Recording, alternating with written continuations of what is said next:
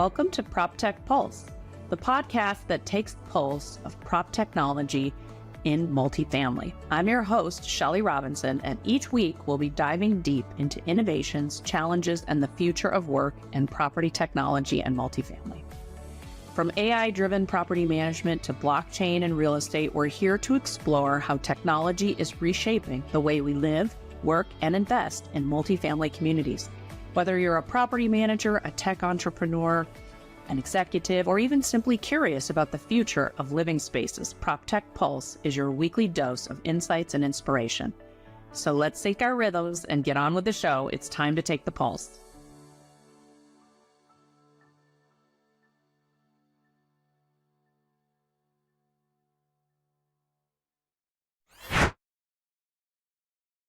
It's a Retcon conference recap, and I'm Shelly Robinson, the host of PropTech Pulse, and we also have two others with us. Do you want to introduce yourself? Janet Rosseth with Optimized Marketing Performance Podcast. And Suzanne Hobson with Multifamily Elevated. Love it. I'm so glad we're having this conversation together today. And I think it's a good way to kind of take all of our perspectives and share a unified voice about some of the themes in ways. Any kind of overview of your sentiment from the conference that you want to kick off with from Retcon? Yeah, I mean, I can go first on this one. Overall, it was my first time attending and I found it invigorating. I've been trying to find that one word which describes it for me, and it's hard, but I felt invigorated, like excited and not satisfied because I wanted more. I think the biggest highlight for me or insight was the using AI as a thought partner. And I had done a little bit of writing on this, but I wanted more of that. Like I wanted to see more examples and real, use cases on how, our operators were utilizing AI as a thought partner and really a strategic tool. But I was pleased to hear all about AI and how people are really viewing it, embracing it. That's my like high level overview of what I thought about it. Awesome. Great people too. Got to see a lot of great people. Yeah. Also my first time, and I expected going into it that it was going to be a lot bigger. I was pleasantly surprised that it felt well contained, and it felt really easy to see a lot of old friends and make new friends. Healthy balance, I thought, of vendors and operators and consultants, which I love because I think that that's an area where a lot of us bridge the gap in some of these conversations. And I agree with the word invigorated. I hadn't really come up with the right word either, but I was using energized. That for one thing, it was really, we were surrounded by 2,000-ish people who have a very healthy interest in tech. So that was fun. It was, the people who were there because they are curious. They're interested, they're deploying it already, or they're thinking about it. So that felt like being in the right room at the right time with the people who are trying to figure it all out. I'm not entirely sure that I was convinced that a majority of the industry has it figured out, which actually was comforting. Yeah, right. Because I tend to represent clients who are 15,000 units and smaller, and I think there's a bigger challenge sometimes for that size. You'd think they'd be more nimble, but they don't have a high enough volume of people who can be set up on an innovation committee. There's just a smaller opportunity of people who can weigh in on those decisions. So I think that it was really helpful to hear that even the biggest contenders are still figuring it out. Yeah. And I also really appreciated that there was a good focus on AI requiring clean data. If you don't have solid data, don't start feeding AI yet. And also that AI really requires a bit of caution and a bit of governance. I thought that was really helpful instead of just setting everybody free with go get it. Realize this was all of our first time. That was my first time as well. The word that came to mind for me was collaborative, and that felt really great. It was really open conversations. I talked to a lot of different groups of people, vendors, owners, operators, consultants. I felt like everybody was really open and sharing. And so that collaborative nature of Retcon felt really good. And I thought it was really professionally done. Mm-hmm. Food was good, which is always a big one for me. I like Yes. and I thought a lot of the sessions were unique. And Mhm. sometimes I think that's hard to imagine, and I think it's hard to execute on. But some of the sessions that I sat in, I thought, oh, this is a really unique perspective. It wasn't what I expected. Like I sat in one on fraud and staff burnout, and to me that really stood out because you didn't really think about how it impacts staff, right? You think about addressing fraud, let's prevent it, let's address it, but what about that impact on the staff? So I thought that was like I thought the session schedule was really nice too, that there were, when I first tried to put my agenda together, probably a couple weeks before the conference, I was so overwhelmed. My schedule was overlapped constantly with things that I wanted to attend that were on top of each other. But when I actually started attending them, it seemed like there was a really good balance between short bite-sized sessions that were just kind of a dip your toe in the subject kind of opportunity, and then longer framed sessions that had maybe 5 panelists on them representing some from the vendor side, some from the operator side, and they had a good variety of contributors.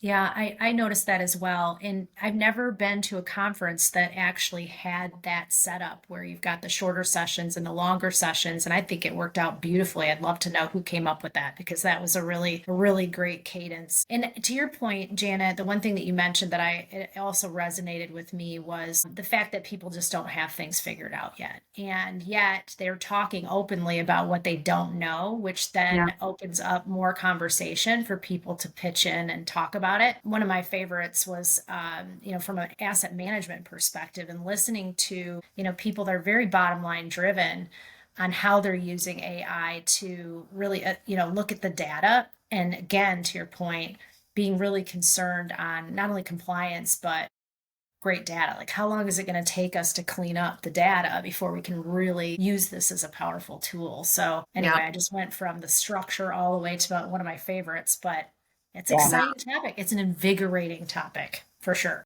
it is and like the fact nobody has it figured out, I think leaves a lot of opportunities to figure out one, the next model for best in class technology, as well as the other topic was staffing optimization. And I know the word centralization is thrown around a lot, but it's really like, what is the next business model for multifamily operations, multifamily marketing, multifamily, like the whole ecosystem of real estate operations. So, do you know anyone who's got that figured out yet? Nope. I think there's a lot of conversation. When I hear centralization, I hear it immediately paired with specialization. Mm-hmm. And it seems like people are taking a harder look at specialization versus going all in on centralization and taking positions that can be more specialized, like the assistant manager role, for instance. I hear a lot of specialization there that you could pull that off the property, create a more centralized division, and have a resident service coordinator where you know that your residents are going to get someone who understands exactly where to look in their accounting software or in the account records and have an answer for them right away versus getting a call into the property office and having to be called back by the manager when they're available and can do that. So service is happening at a faster speed with specialized folks rather than simply looking at centralized. And I think it's an easier way to bite it off than to try to centralize everything. Totally. I also will say that I heard a lot, I'm sorry, I want to go back to this for a second, but I heard a lot in themes of creating a culture of curiosity. Yeah. Where it doesn't feel like everybody's got to have it totally figured out. If you just really create a culture of curiosity and you all understand that you are continuing to figure it out. That was a big word. You're right. I remember hearing that. I think we actually, Shelley, you and I in a sidebar were talking about there's that word again. So yes, yeah, absolutely. To centralization and specialization and talking about that, I think we're getting to the other side of it where companies are realizing there's just not a one size fits all, in large part because people are changing, their roles are changing, their accountabilities are changing, but the technology is changing as well. And so that marriage of, the specialized role, the person sitting in the seat and the technology to support them is starting to, I think, wrap in the right direction. Instead of tech first, people second, it's now people first, tech to be the solution for the issue, which I think has been a challenge. I think it's been a real challenge, especially, 3 years, 4 years ago, the choices of technology were far different than they are today. And that one size fits all was really a lot of the only thing we had. Yeah. Yeah. And it wasn't really set up to serve a centralized model. No, exactly. Especially when you come to, I sit on the end of marketing and leasing, and so much of our technology is property centric, not prospect centric. So it gets very challenging to centralize from, a cross property function when you are still working with tools that are very property centric. Mhm.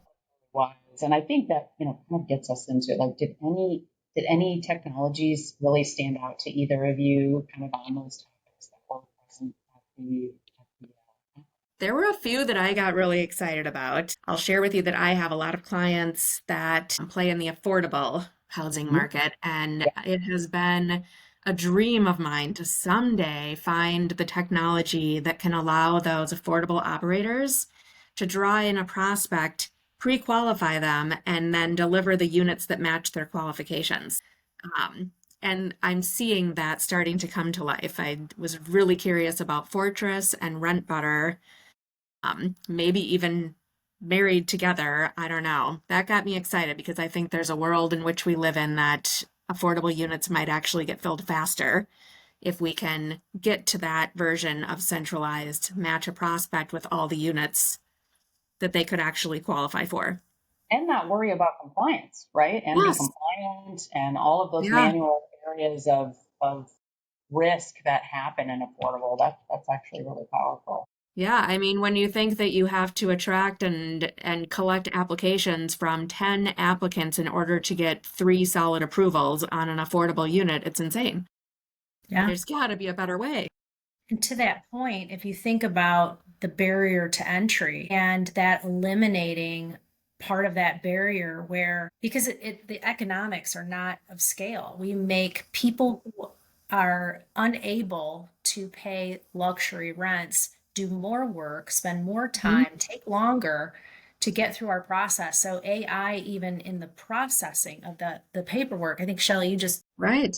you just hit on that. I think we're going to see some huge advancements in that will directly affect the barrier that I think a lot of people have to getting housing. Love I'm that. excited about that. And I got excited about Ven. That was the first time I've actually seen Ven's product. And for a conventional luxury portfolio, I mean, how cool. They're doing some really cool things. Yeah. I think it just excites me to see how many different products there are out there that are becoming a little more nimble and a little more creative and allowing operators and management companies to just differentiate. We don't all have to have the exact same template of websites and the exact same structure of software. Yeah. Being flexible, right? Two different models or being flexible to Hmm. centralize. I was really intrigued by Magic Door, and they have developed this whole PMS that's all automation. They've even automated back end accounting so that it's more just exception based. And so I'm really curious to watch their trajectory over time. They're just getting started. So they piqued my interest. And then in Perk, what they're doing for marketing optimization and really focusing on Hmm. multi-dimensional marketing where you really know that the mystery meat of marketing is not so mystery anymore. And I think Yep. owners have been asking for that for 20 years. Right. Right. Seeing that visibility, which then goes back to the need for what we were talking about earlier on case studies, right? Those real measurable case studies. All you vendors listening in, we're all looking for case studies. Yes. So the value, the return on investment, whether it's time, efficiency, or dollars, is more important than ever. Hmm. Yeah. Shelley, Even I'm use rolling Perk out cases, on a client right now. I'll share it with you when I get the case studies. right? And it's hard, right, for, new products that are coming out onto the market to have that data because they're really still testing and they don't have it fully developed or baked yet. And so even, the hypothetical use case is helpful to be able to see that outline. Mm. One of the other products that, now that we're talking about really cool tech, that stood out was from Switch. They're doing the electrical stations or charging stations for electric cars. And the interesting part that their approach, I think, is very, I don't know, different than what I've heard prior is using the existing grids and making it less expensive for operators to be able to actually implement and install these charging stations, the technology that they're investing for the operator to be able to manage it and manage it well was really interesting to me. So I'm anxious to see how that's going to play out. I know that it's kind of a divisive topic depending on where you are in the country, but I also think it's a reality, and it's got legs, and I think seeing how that develops too is going to be very interesting coming up. Do you think anyone's hitting it out of the park right now on AI? While we kind of talked about AI. Anyone really implementing any super cool AI that really stood out? That's a good question.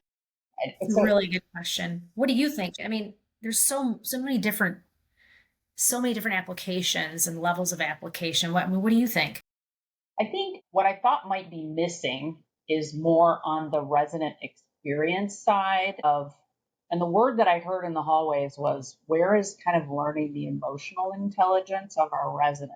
Or where does that fit into the automation of service through AI, right? Chatbots are everywhere, assistants are everywhere for AI, language learning models are everywhere, but is it going to get into the resident experience side? I didn't see a lot of that. And I don't know, and sometimes your perspective is one portion of the conference, right? And so I'm like, maybe I missed it.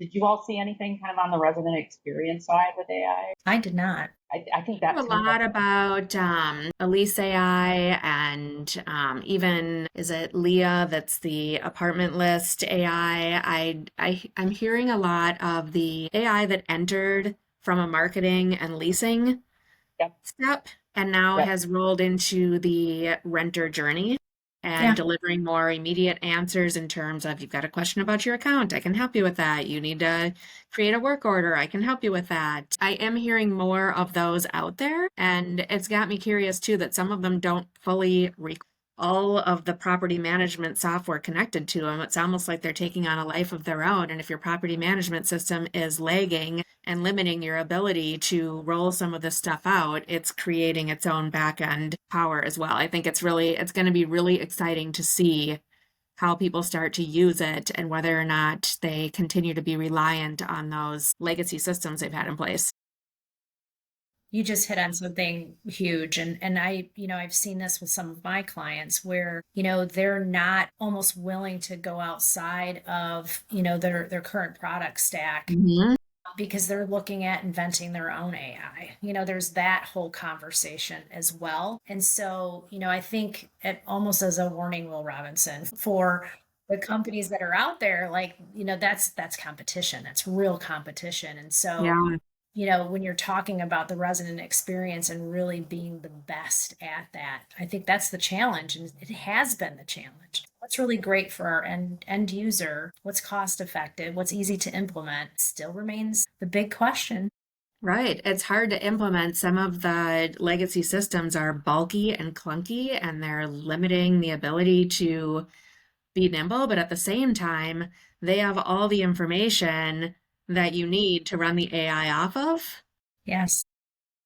I thought there was a good healthy conversation though about not just going rogue so easily and inventing your own AI. Sure, it can be done. Sure, you can invent your own GPT, but there's also security and governance that needs to happen and some rules around that. And so sometimes it is probably helpful to have some of those seasoned partners that are already highly invested in that experimentation and security, but also some nimble partners that are pushing the limits a little bit.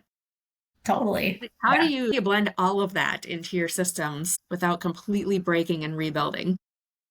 It's true. And I think it goes back to this. I'm a Gen Xer. It's like that role and that skill upskilling that needs to happen in the industry with all of these new products and services and AI. But I'm surprised I don't see more roles just on artificial intelligence in multifamily companies now.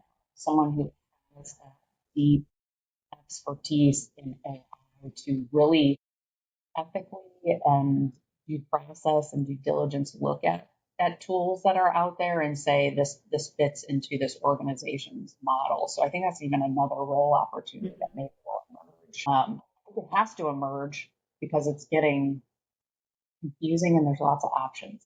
Right. I mean, I'm not going to be shy about it, but that's sometimes the role that consultants fill. Yes, we become You the know? experts quick. Right, right. Well, and we spend our day becoming experts on multiple clients, multiple platforms, multiple prop tech. Yeah, yeah. Not saying I'm an expert on AI either, but I do think for companies that don't have that internal position, and it's hard to just go out and hire it because everybody's learning it right now. It's such a new technology, but being able to tap into some expertise maybe that's coming out of companies that have been developing AI for years would be helpful. Looking outside, there's a lot of Hmm. other industries that have really put that at the forefront. Like you need to have an expert on your team. And for the same, reasons that we've been talking about, the governance especially. No one Right. really knows how this is going to blow up, in what way. That, blow-ups can be good or bad, but in this case, to not have someone watching the store could be dangerous. Like cybersecurity is, Hmm. I'm hearing more and more about the threats of that and real instances happening out of that. And so this is all kind of in that same family. Yeah. It is. You want to talk about some hallway conversations now, kind of opportunities and areas that I think could, come up for next year as opportunities for the Retcon conference. Any feedback there on your side conversations? I think some of the side conversations I had were really just the vast gap we're going to see in this industry very quickly on those who are deploying versus those who are lagging. And I think, especially when you think of those who are deploying, probably deployed, data processes years ago, the Yeah, business analytics and, really intentional data collection. And I know I have clients that are still behind on that. And when you don't have clean data to feed into AI, then you're behind on even catching up on that piece. And those who are behind, I feel like there's just going to be this drastic difference. It's going to be for prospects and, future residents, there's going to be a real difference in experiencing a company that has it all buttoned up versus a company that's still trying to answer the phone and only do business during business hours. Totally. That's a yeah. really good one. That's a good one. I heard a lot about, and it was really the two different, it was almost like opposing sides. There was no longer a hesitancy in leadership saying, look, we're doing this and we're going to reduce payroll. Like that is an actual goal that we have. And then the other side of the house going, oh my gosh, where's the humanness in this? What are we doing? Like, how are we losing ourselves? But even if companies have been doing this, because I think in large or they have, not everyone, but the reduction of staff has been eyeballed as like a positive of centralization, specializations, and AI. To have that said out loud, there's the fear of that has left the building. And I Yeah, thought my that was interpretation on that wasn't so much that those who went in assuming they were going to save in payroll spend actually came out with a savings in payroll spend. I think what I'm hearing is more a realignment of allocation across AI that can tackle the low value transactional stuff and freeing up the human beings for more of the high touch service. And if you were to ask me what my prediction is going to be in the next couple of years, it's going to be that we're going to go back to hiring really well-trained sales agents, well-trained customer service providers, and less entry-level transactional people. So perhaps we'll be able to hire a few less bodies, but we'll be able to spend more on really strong talent in the industry. yeah, higher salaries, etc. Yeah, I just thought that was I thought that was interesting. But yes, to your point, Janet, I heard that too, and that's where my head's at.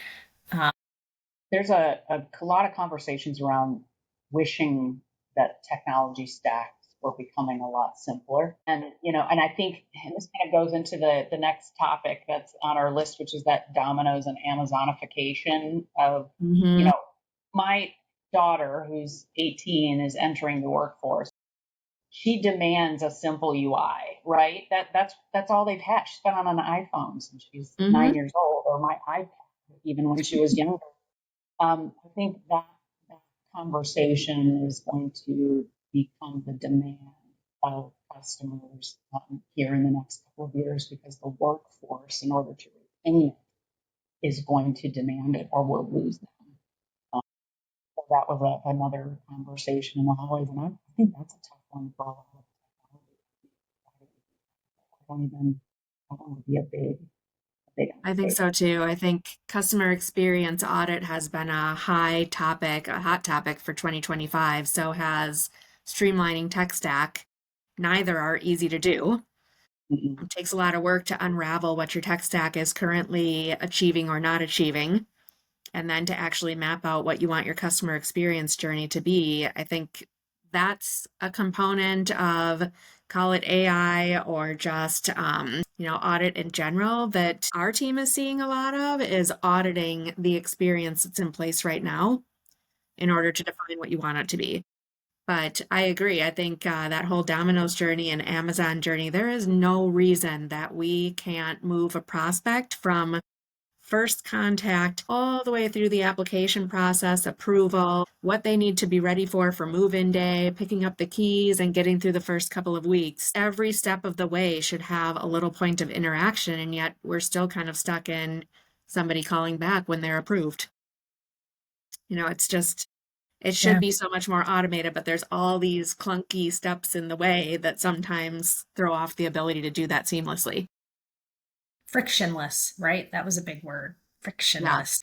It then goes into the resident demand for the same experience, right? Even, the manual, which ones want to talk to somebody, which ones don't. Yep. Learning that custom EQ or emotional intelligence of what that person's buyer journey and their resident experience looks like, which I don't think that sounds very simple to figure out, to make it simple. It sounds complicated. Right? Yeah. Right. I mean, there was a session that I sat in that I thought they worded this really well, that they were focusing, it was a marketing session, of course, but they were focusing less on experiences by generation of renter and more on the interaction type that they would like to have. So talking about the age difference between people who would like to just pick up a phone and get to a human being already instead of get stuck in a phone tree, versus those who don't want to talk to a person at all. They want to work with a bot. And I found it fascinating because I can tell you, my 77-year-old dad orders DoorDash all day long. He managed all of his accounts via apps on his phone. Like he was not your generation that wanted to pick up a phone and talk to a human being. He got super frustrated if his app didn't work the way he wanted it to. So it isn't just a generational thing, it's a preference. Yes. Yeah. It almost goes back to what we used to ask in the interview process. How do you want to be communicated with? That really did not have an age or generation attached to that. It was a preference, right? Yeah. Interesting. And I think regardless of generation, everybody wants it to feel seamless.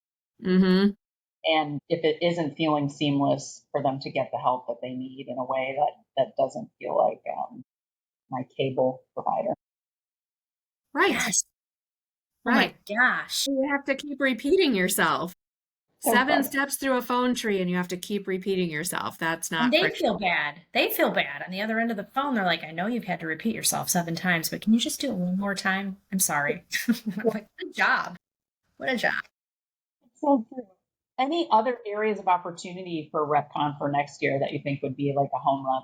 I will say that I spend my days and my weeks supporting marketers in multifamily, and it's a corporate department function often, right? As is facilities and accounting and compliance, all those departments. And there's always so much focus at these conferences on the property experience. I get excited when there's more focus on those centralized departments and how can we streamline that, because it's often very small teams coordinating services across large portfolios. So much opportunity there to centralize, specialize, develop AI, all the tools. Yeah. I think for me, 80% of the units are owned by small to medium sized businesses. And, to have always the focus, these large companies and them leading the way for obvious reasons is important. But, how are we representing everybody at the panel? Yeah. On the tech that they're looking for or using or needing. I think that's been a consistent miss, at a lot of Right. our conferences, and I'd like to see more. I I'd love agree. The small to to get, mid-level. right? I think I would get a good adoption of attendees. You're right. Dave Parsons, I think, put out a pie chart of ownership in the country, and the ownership of the large groups was like this tiny little sliver of the pie, and the rest of it is, Huh? what you just Hmm. described. So I think there's plenty of opportunity there, plenty of business. One area that I thought would be great for the conference discussions was to have actual digital framework products from the speakers and the frameworks and best practices. Because I think a lot of times you go, you listen, and then you come back and you're like, oh, I forgot that framework of what they talked about. And so I thought it'd be cool if Yeah. Retcon could have Good one. like either speaker digital products or just, Hmm. downloadable of the frameworks and best practices. Like their digital profile could have sort of their tech stack outlined. That'd be cool too. I love that. Yeah. Any final thoughts before we wrap up? I thought it was fascinating. Yeah. It was yet another conference this year in Vegas. I know. Too much Vegas. Too much Vegas, maybe. Maybe. Right. Yeah. In fact, I probably will see you all in Vegas next, right? Yes, you will. You will. Not sure on Janet. Jane, are you coming? Don't know I yet. won't be at NAA, but I hope to be at PropTech. Gotcha. 2 Yeah. Vegas conferences in 1 year should do. I'll be at AIM. Like I said, I roll marketing and leasing, so I'll be at the AIM conference. Right. Yeah. Yeah, I Yes. Great thought it was chat. great, Shelley. I thought, the sidebar conversations were really good too. It was really good to have some intimate time with people that sometimes at the larger conferences you can't get. So I completely agree. I had a really great time, and it was nice spending time with you both as well. It was great. That was a huge benefit, just spending time with the other multifamily media network hosts. And I don't know yes. about the two of you, but I have a strong lineup of podcast guests out of that Yes. conference. So if you like what you're hearing right now between the three of us, just wait till we start to bring on the guests. Very true. Very true. Thank you.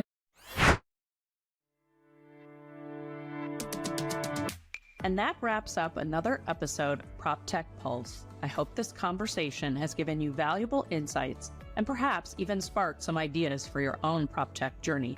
Remember, the future of multifamily is being written right now with every technological advance and innovative solution. So stay curious, stay connected, and keep your finger on the pulse of PropTech. If you enjoyed this episode, please subscribe to PropTech Pulse on your favorite podcast platform and share this along with your colleagues. You can also find us on social media for bite-sized insights and updates. I'm Shelley Robinson, and until next time, let's keep innovating, disrupting, and keep pushing the boundaries of what's possible in PropTech and multifamily. Let's build it together.